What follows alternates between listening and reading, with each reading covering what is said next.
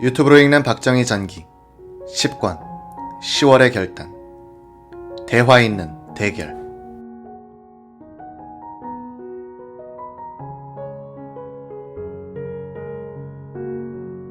1972년 6월 20일 이날 하곡수매에 관한 지방장관회의에 참석한 박 대통령은 내무부 지방국장이 사방사업과 조림사업에 대해 현장 슬라이드로 보고할 때 일문일답을 하는데 토목공사장의 현장 감독 같은 날카로운 지적이 계속된다. 저 슬라이드를 한 장 넘겨보시오. 내가 조금 서라고 하면 서고 불 좀 끄고 가만히 있어. 넘기라면 넘기고. 이건 서울에서 춘천 가는 도중에 어디를 찍은 모양인데 저런 상태를 두고 우리가 금수강산이니 뭐하니 하고 누구한테 큰 소리를 치고 자랑을 합니까? 그 다음 넘겨요. 저곳은 업자가 공사하느라고 파갔는지 전국에 가면 도처에 저런 상태예요. 이것은 그 자리를 바로 손질해 놓은 겁니다. 박정희. 저 꼭대기는 다른 방법으로 해야지. 만일 비가 와서 저곳이 와르르 무너지면 밑에까지 다 내려오지 않겠어요. 또 다음. 이곳은 뒤에 암석을 그대로 살렸는데 밑에는 자연석을 맞춰서 상당히 튼튼하게 됐는데 다음. 암석이 떨어져서 내려오지 않을까. 저런 데는 좋은 나무를 심을 필요가 없다고 생각해요.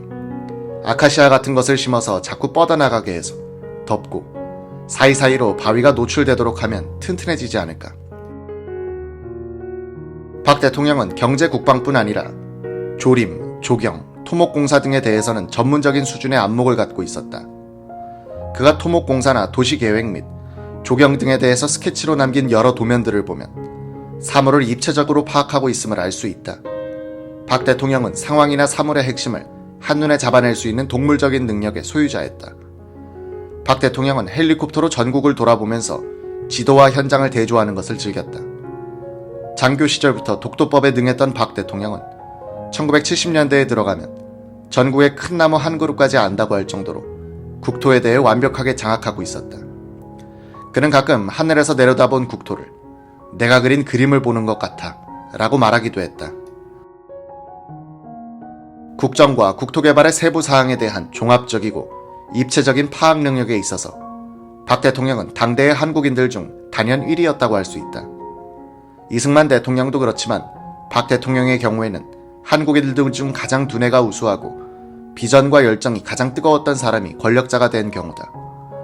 대한민국의 기적적 발전의 결정적 요인은 두 천재형 지도자의 연속 등장이 아닐까.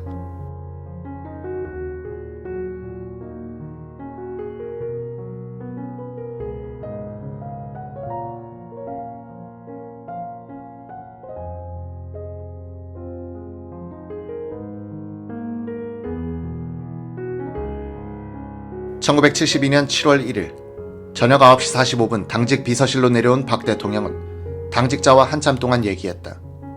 송유찬 씨가 신병치료차 일본 갈 적에 모든 편의를 봐줬지. 본인이 희망해서 군의관과 간호원을 따라 보냈어. 그 뒤 송 씨가 성우회에 들러 이 사실을 장군들에게 전하면서 나의 은덕이 어떻다느니 하며 한참이나 칭찬을 했다고 하더군. 이때 동석했던 다른 장성들은 송 씨가 간 다음에 지난날에는 대통령을 배신하더니 지금 저렇게 입에 침이 마르도록 찬양한다고 빈정댔다는 얘기를 전해 들었어. 10년 전에 많은 사람들과 혁명을 같이 했는데 거의 모두가 도중에 흔들리거나 탈락해버렸어. 한 길을 걸어온 사람은 홍종철과 이석재인 것 같아. 혁명을 같이 한 그 사람들이 나와 생각이 근본적으로 다르지 않다면 내게 충고를 해주는 것이 옳다고 생각하는데 내가 자기들 말을 듣지 않자 의견이 다르다면서 한마디 말도 없이 내 곁을 떠나는 것처럼 섭섭한 일은 없어. 당직 비서관은 이렇게 말했다. 한번 뜻을 같이 했으면 윗분의 잘못된 길을 걸으시더라도 몇 번 되풀이해서 충고 말씀을 드리고 그래도 달라지지 않을 경우에는 윗분과 헤어질 것이 아니라 잘못된 길인 줄 알면서도 윗분을 따라가는 것이 인간의 도리라고 생각합니다.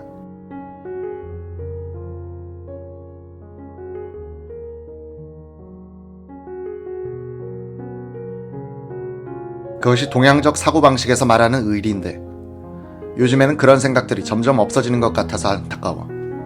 우리 국민의 도덕률에 대해서 회의감마저 가지게 되더군. 나는 10년 정치에서 그러한 경우를 당할 때마다 그런 것이려니 하고 체념하게 됐어. 박 대통령의 표정은 쓸쓸하게 보였다. 1972년 7.4 공동성명이 발표되고 난 뒤 남북 적십자 회담이 열리고 있던 어느 날, 북한 대표가 서울에 오기로 결정된 뒤 박 대통령은 류혁인 비서등과 함께 식사를 했다. 서북 청년의 사람들은 때리는 것도 잘하잖아.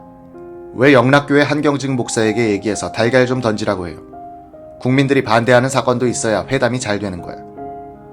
영락교회 신도들은 북한의 적십자 회담 대표가 서울에 올 때 던지기 위해 달걀까지 준비를 했었는데, 이것을 정보부가 알고 사전에 막아버려 실제로 달걀 던지는 일은 발생하지 않았다.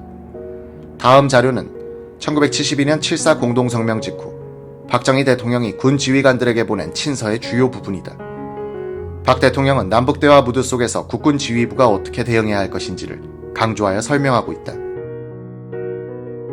남북 무장 대치 상황에서 전개되는 오늘날의 대화 속에서 국군이 어떤 자세를 가져야 할 것인지에 대한 하나의 시사가 될 것 같다. 이제 대화 있는 대결로 접어드는 이 시점에서 나는 국토방위의 막중한 책임을 맡고 있는 군 지휘관 여러분에게 다음 몇 가지 사항을 특별히 강조하고자 합니다.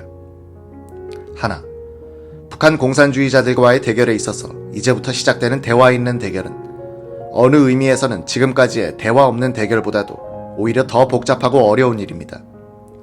새로운 시련에 직면하는 이런 때일수록 우리는 확고한 자신을 가지고 민족적 자각을 바탕으로 더욱 굳게 단결해야겠습니다. 만의 일이라도 대화가 곧 평화나 통일을 가져오는 것으로 착각하여 동요하거나 안이한 생각에 사로잡히는 일이 있어서는 결코 아니 되겠습니다.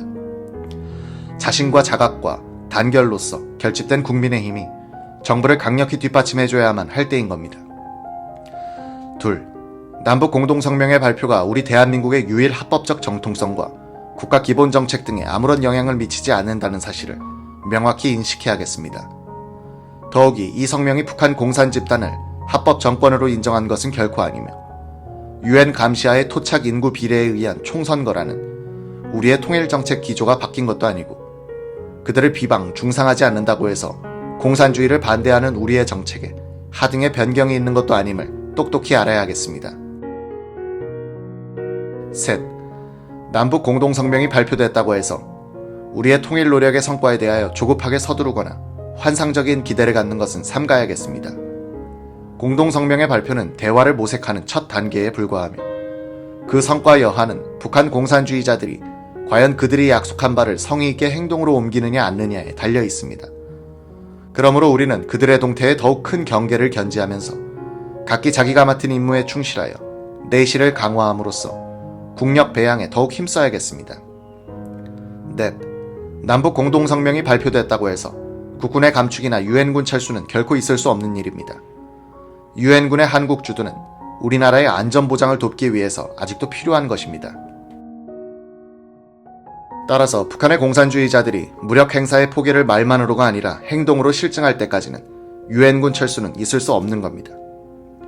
다섯, 이런 때일수록 군 지휘관 여러분은 더욱 긴장하여 막하 장병과 더불어 대공 경계를 철저히 할 것이며 국방력 강화에 일각의 소홀도 있어서는 아니 되겠습니다. 공산주의자들은 항상 우리의 허점을 노리고 있다는 사실을 명심하여 우리의 방위 태세에 만전을 기해줄 것을 거듭 당부하는 바입니다.